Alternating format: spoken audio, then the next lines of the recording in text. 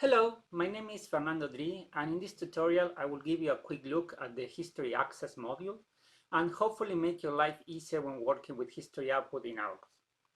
The folder that we see on the screen has two ODB files that I will use for this demo and the Python file that contains the module that I will demonstrate. I will run the demo using Abaqus Python, not Abaqus CAE, just to show you that you don't need Abaqus CAE to use this module. However, it also works perfectly fine within Abaqus CAE if you prefer that environment. Without further ado, let's get started. First, we're going to import the necessary modules that we need for this demonstration.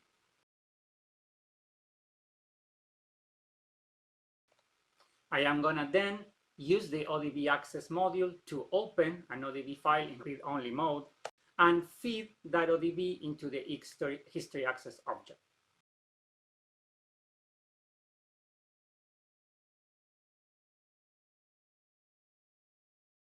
Now we have everything ready to start extracting history data from the ODB. Let's assume we want to get history data from the Mrs. output in element 637 for an instant name packaging 1. We can do that with just one line of code.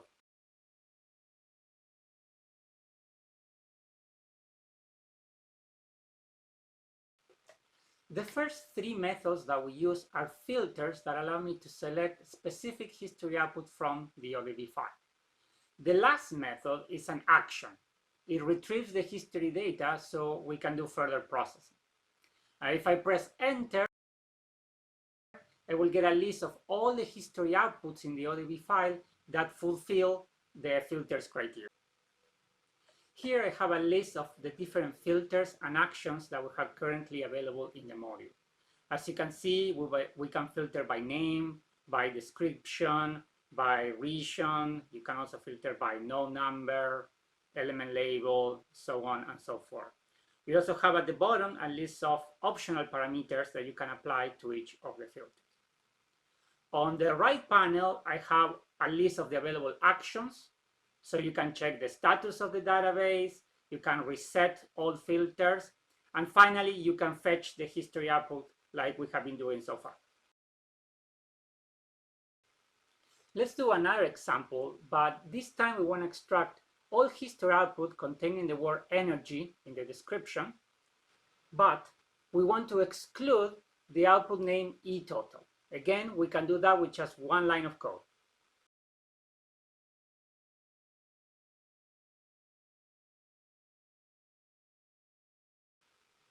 The first filter selects everything with the word energy in the description, while the second filter, through that exclude equals true flag, will remove the history output with the name eTotal.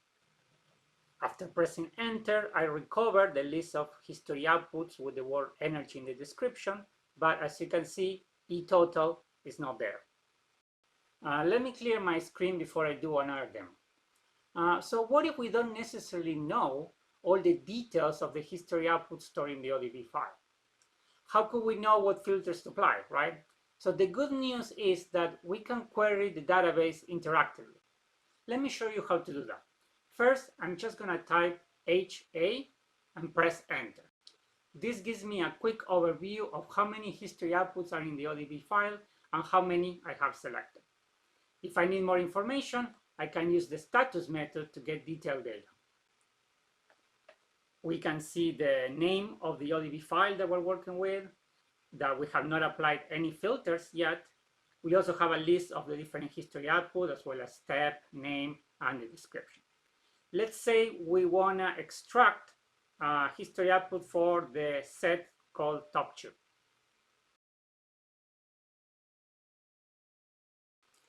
Notice that in this case, I have not used the fetch action. I just applied the region filter. So if I go ahead and check the status again, you can see that in the list of filters, we see a filter of the type region. The input is top chip, which matches what we apply in the command line. And at the bottom, we have the list of the history outputs that were selected. Now, let's say I want to apply an additional filter to get U3 and V3.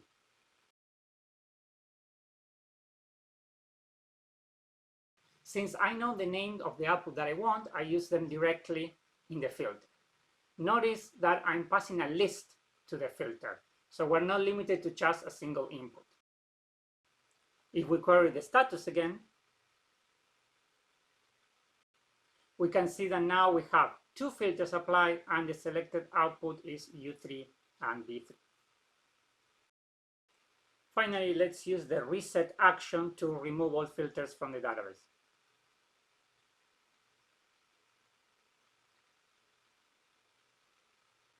As you can see, all the filters have been removed.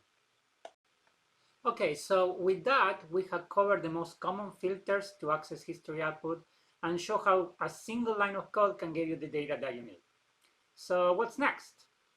Usually, once we get the data, you want to do one of three things with it. You want to plot the data, or you want to export the data, or you want to perform some other operation with the data.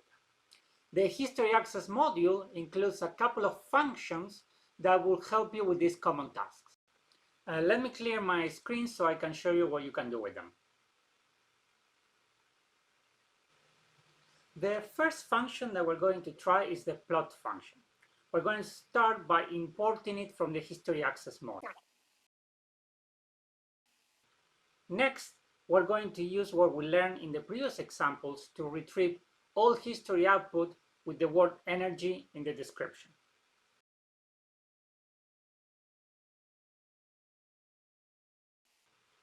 Finally, we're going to use that plot function to visualize the data.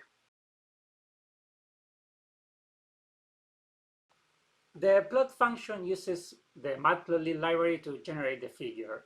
There are no options to configure here since the intention is just to have a quick way to visualize the data.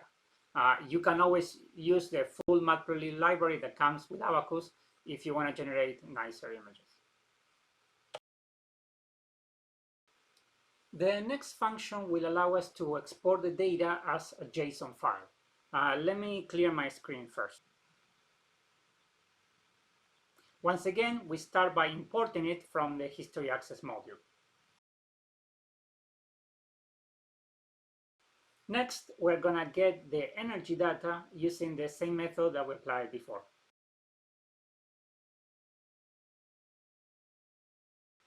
Now we just need to use the export function to generate a JSON file with the history output data.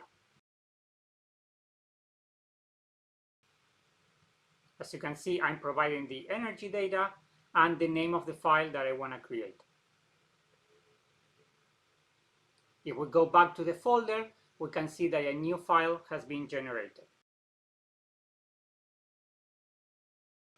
I have one more function to show you, but for this one I'm going to need a different ODB file. So let me clear my screen first. As I said, for this part of the tutorial, I want to use a different ODB file with multiple steps. So the first thing to do is to open that ODB file.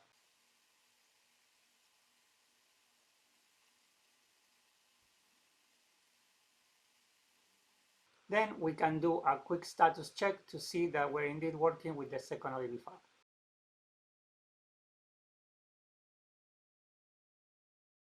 There are no filters applied, and you can see that we have three different steps in this file.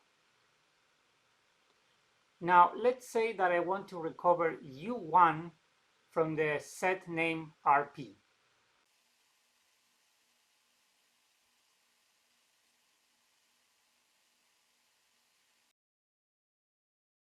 Now, if we check U1, we can see that there are three different outputs for U1, one per step.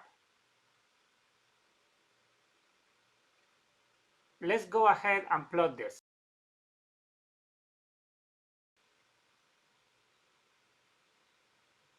We have three different curves. So this happens because internally, the ODB file stores history output at the step level. Notice how all the curves start at time 0 because they are defined at local step time. Usually we would like to see this data in just one curve all combined together. So to achieve that, we're going to use another function that comes with the history access module called Concatenate.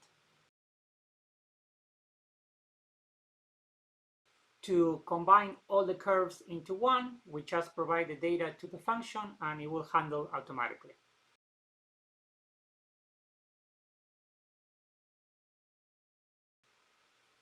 As we can see, the three curves that we had before have been combined into a single dataset.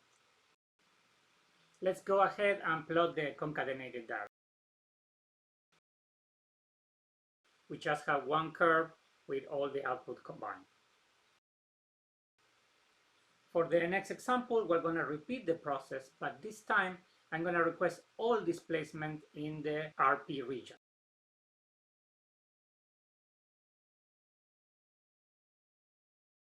So this time we have different output. We just can combine all three together. Lucky for us, the concatenate function is smart enough to combine the data correctly. Let me show you how to do it in just one line of code.